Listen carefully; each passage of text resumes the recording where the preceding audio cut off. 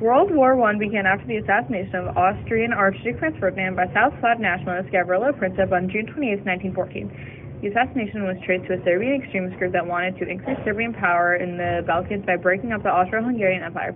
The United States declared war on Germany on April 6, 1917, nearly 3 years after World War I started. A ceasefire and armistice were declared on November 11, 1918. When World War I began, President Wilson was determined to keep the United States out of conflict going in on Europe. Because of this, he declared the U.S. to be neutral. However, the United States shifted towards the Allies over time.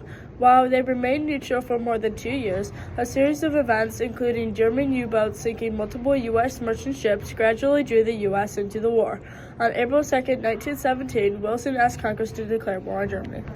In March 1917, riots broke out in Russia. Tsar Nicholas II, the leader of the Russian Empire, abdicated his throne and the Russian Revolution began. This led Vladimir Lenin's Bolshevik Party to seize power and establish a communist government in November 1917. Lenin pulled Russia out of the war to concentrate on establishing a communist state. Lenin agreed to the Treaty of Brest-Litovsk with Germany on March 3, 1918. Meanwhile, a revolution engulfed Austria-Hungary Empire. In October 1918, Poland, Hungary, and Czechoslovakia declared independence. By early November, the governments in Austro-Hungary Empire and the Ottoman Empire had surrendered to the Allies. Now on to key people. President Woodrow Wilson. Wilson's success at keeping the United States neutral had played an important part in his attempts to win the White House election in 1916. His campaign slogan was, "He kept us out of the war." These things make him one of the key people in World War I. Gavrilo Princip, July 25, 1894 to April 28, 1918, was a Bosnian Serb who assassinated Archduke Franz Ferdinand of Austria and the Archduke's wife Sophie in Sarajevo on June 28, 1914.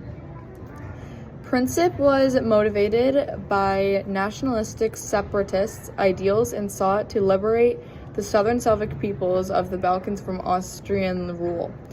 The murder of the heir to the Austrian throne drove Austria-Hungary to declare war on Serbia, triggering a flood of military alliances across Europe and beginning World War I. Princip and his accomplices from nationalist organization The Black Hand were arrested, tried, and found guilty of murder. Princip was sentenced to 20 years in prison but almost died 4 years of tuberculosis. Austrian Archduke Franz Ferdinand. Franz Ferdinand, December 18, 1863 through June 28, 1914, was an Archduke of Austria, Royal Prince of Hungary and Bohemia, and from 1896 until his death, the heir presumptive to the Austro-Hungarian throne.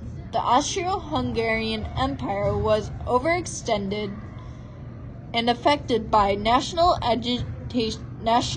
agitation, especially in the ethnically and religiously diverse Balkan region. In 1914, the Archduke visited Sarajevo, the capital of the Austro-Hungarian province of Bosnia and Herzegovina,